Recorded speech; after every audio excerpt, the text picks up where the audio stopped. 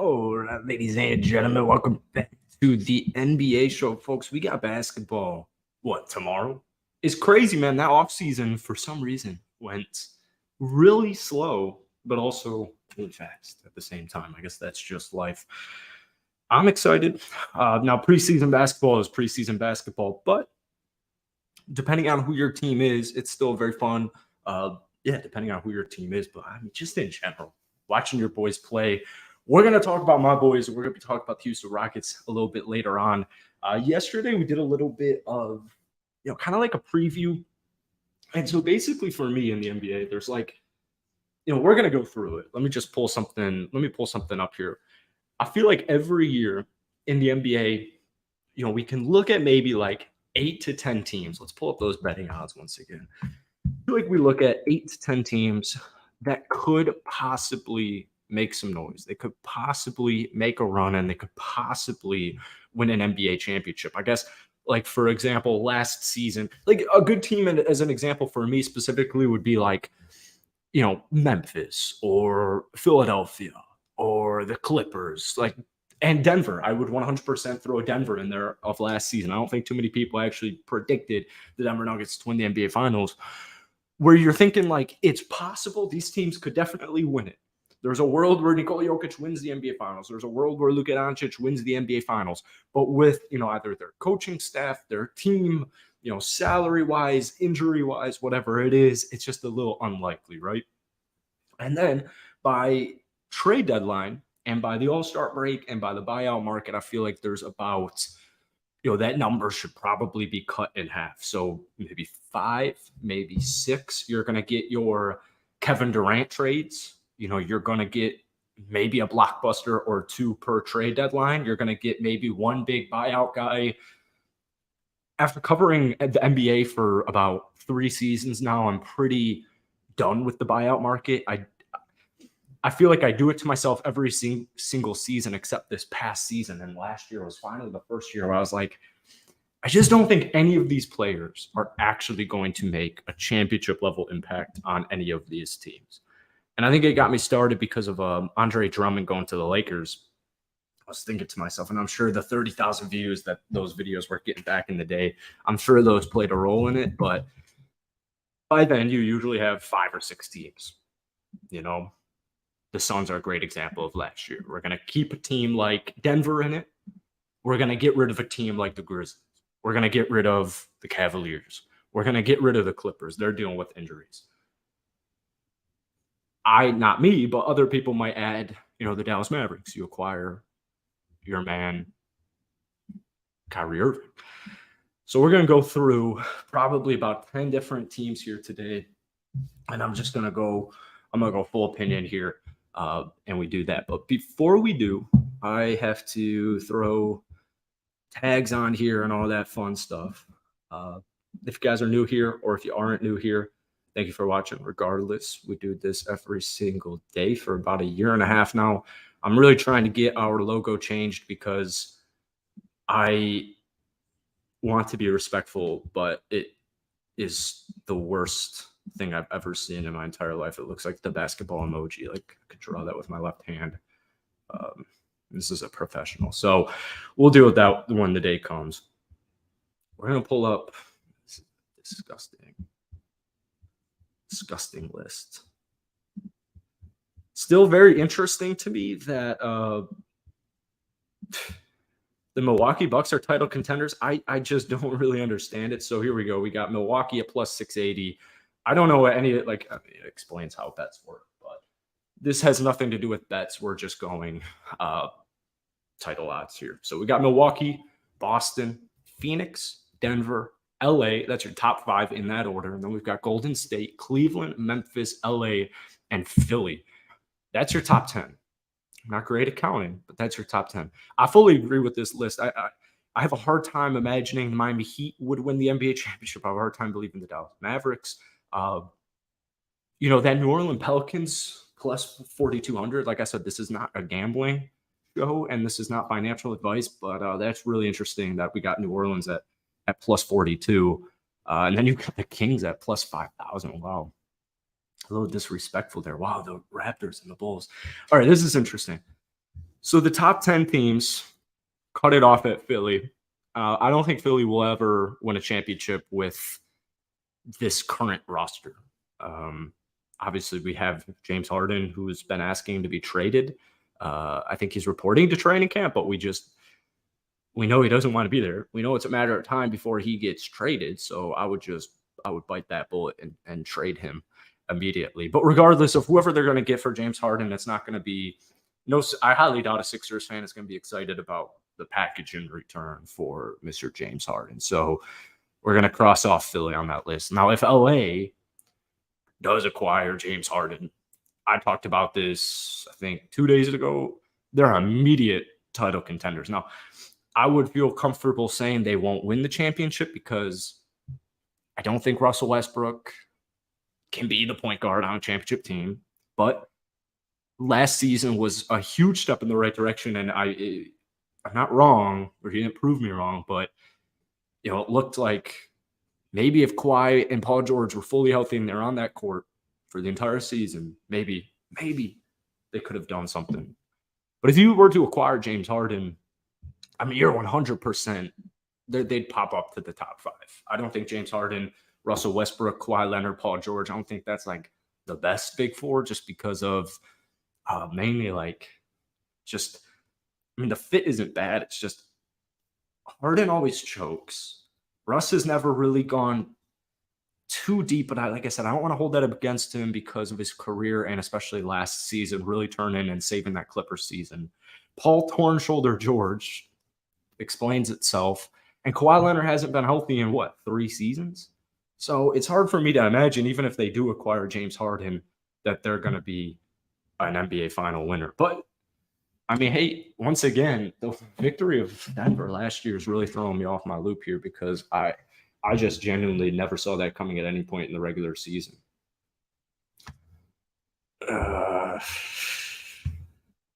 Cyro's trying to do this from the car.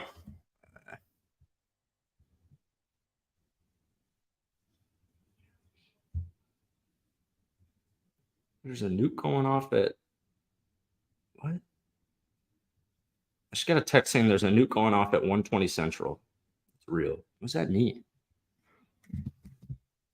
Like this is so off topic. One of my biggest pet peeves is people saying "rip blank," and it's just because whoever they're talking about like made an error in a baseball game or something like that. Like, oh man, rip LeBron. And I'm like going on Twitter, typing in just Twitter LeBron James dead. Like, and it's just no, he just like missed a free throw to win a game. It's like thought he dropped that on the court, dude. I guess this is a little bit more complicated when I zoom out on it. Memphis not winning a championship, Cleveland not winning a championship. I'm going with Golden State, Los Angeles, Denver, Phoenix, Boston, Milwaukee. If I had to be fully biased here, or not biased, but if I had to like life or death situation here, I'm going to go in this order. I'm going to go Denver, number 1. They have to be number 1. The Bruce Brown loss is huge. But I have to go Denver. I got to give them respect for that championship. I'm going to go Boston at 2. I'm going to go LA at 3. I'm actually going to go Golden State at 4. And then I will go Milwaukee at 5. I don't think Phoenix is going to win a championship. So let's check out what's going on in the NBA world. I'm not too big of a fan of media day and all that stuff. Like, I don't really care. The pictures are cool, but like this week although basketball is back, tomorrow? I think tomorrow's the first game. It's still, the first week of preseason basketball. Like, so whatever. James Harden has zero intentions of rejoining the Philadelphia Sixers in earnest, sources tell. Harden skipped media day in Philadelphia on Monday, but was en route to Fort Collins, Colorado to join the Sixers on Tuesday. Sources also tell that Harden remains just as incensed as before at Daryl Morey and is still liable to disappear on the Sixers at any moment. The Sixers remain adamant that they do not want to trade Harden if it diminishes their chances of competing in the playoffs this year. So I know we got into a lot of arguments about this. I'm all for player empowerment, but at the same time, you are under contract. And James Harden signed a contract. And whatever it was that they talked about before this season ended, Daryl Morey saying, if you take this pay cut and you let us go out there and acquire talent to get us to a championship, we will compensate you financially for what you've done for our team. I mean, look, man, whoever's in the right, whoever's in the wrong, you can have your own opinion on it. James Harden sucks in the playoffs. And from both standpoints, from a player standpoint, it's like, look, dude, you told me this. You told me you're going to pay me. So pay me. Pay me my fucking money because that's what you told me. Stay true to your word. That's like one of the most important things in your life. So I totally understand from James Harden's standpoint. But then you have to look from the financial team, Daryl Morey's standpoint, saying, look, James, you fucking suck every important game of your entire NBA career. There's never, ever one time, and that's being dramatic. I love James Harden, but like you choke every time you're not supposed to choke. I think personally, we have a better chance of winning the NBA Finals using that money that I could give you to choke again in the playoffs, or you could give me another shot and we could go out there and we could keep some of this money to extend players, get them back, go out, acquire new talent, trades, whatever it is. I highly doubt James Harden plays basketball for the Philadelphia 76ers, but I get it that we have preseason right away. The regular season, like when is the regular season? Let's get a 76ers opening day. It's going to be in it's going to be in 3 weeks. It's going to be in 3 weeks. 10-8, that's preseason. The point still stands. October 20th is the last preseason game. All right, we're about, what's 26 minus 4? 22. We're 3 weeks away from the start of the NBA season. As a former Rocket coverer, when James Harden was there, this spells trouble. I mean, it spelled trouble before the season even started. So I would have to trade him. You have to trade him. I mean, you just have to trade him. The thing is, like, I get it, player empowerment, all that fun stuff. But as Daryl Morey was saying here, the Sixers remain adamant that they will not trade Harden. If it diminishes their chances of competing in the playoffs this season, it's just so. I've never seen a player go at a guy like Daryl Morey so publicly before. So publicly and so specific, like Daryl Morey's a fucking liar. Like going to China at the Adidas thing, being like, fuck Daryl Morey. Fuck that bitch. That dude's a piece of shit. Fuck you. Pay me. I'm like, that's crazy. That's an unrepairable relationship. But it's even weirder when you throw in like James Harden and Daryl Morey's past together. It's like these are bros here. Like, what the hell happened? So one or two things have to happen. They either got to bury the hatchet. Tourette's. Bury the hatchet, or trade his ass. It just sucks because first off, it's James Harden. Second off, he's on an expiring contract, and then third off, it's James Harden. One really important thing. I mean, who you are matters, and I think that's a great example here. For these guys, for GMs, for owners, for coaches. I think what a lot of people forget when looking at basketball and looking at their favorite team and all that stuff is that like people's jobs are on the line, and it's not just the head coach. You've got assistants, you've got scouts, you've got upper management, you've got owners, you've got everybody in the entire organization trying to do their job to the best of their ability so they can keep their job or they can continue to rise up on the ranks and all that stuff. James Harden, for me, would never step foot in my locker room if this happened. So, yeah, Daryl Morey and I differ here because I would cut him loose for fucking chum bait. He would have never joined my team to begin with because he is an absolute cancer anywhere he goes. And whether it's James Harden's fault or not, whatever you think, doesn't matter. Every single place he goes, he leaves it. I don't want to say worse than before because of Houston, but like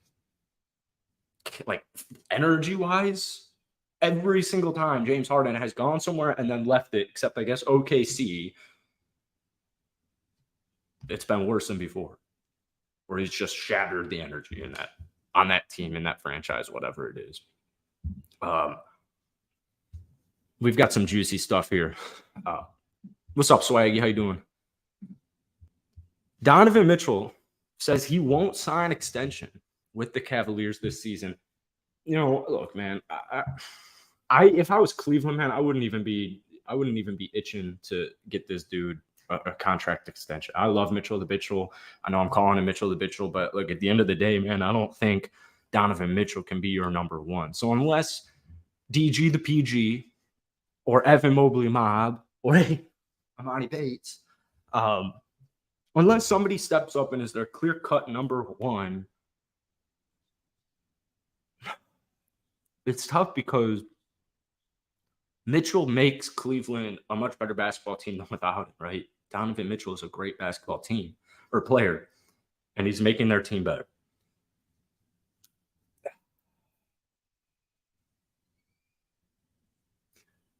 I think Cleveland needed this to establish the winning culture, but I think Donovan's done, and Cleveland's done with Donovan at the end of the season. In the sense of, I think the writing will be very clearly on the wall that, hey, you did a lot for us and you got us to the next level, but we have to go in a different direction unless they win a playoff series. If the Cleveland Cavaliers win a playoff series, which they should be able to do, and they should have done it last year. And I know we've got our man Swaggy P Games in the chat right now. New York Knicks. Dude, was that nuke thing real?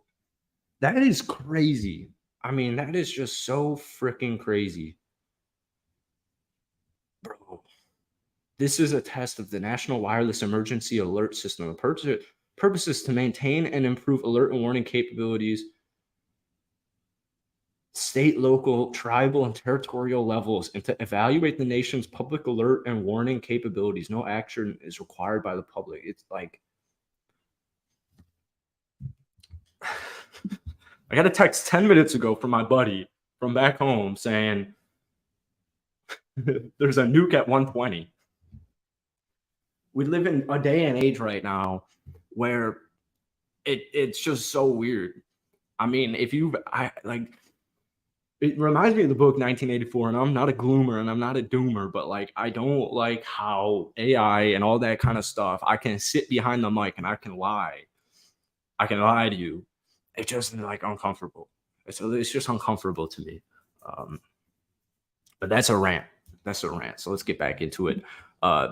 Yeah, but that's pretty much it with Mitchell. Mitchell, who has 2 more guaranteed years on the deal he signed with when he was with the Jazz, is eligible to sign a 3-year extension worth $150 million. Mitchell could get an additional year on his contract. Who cares?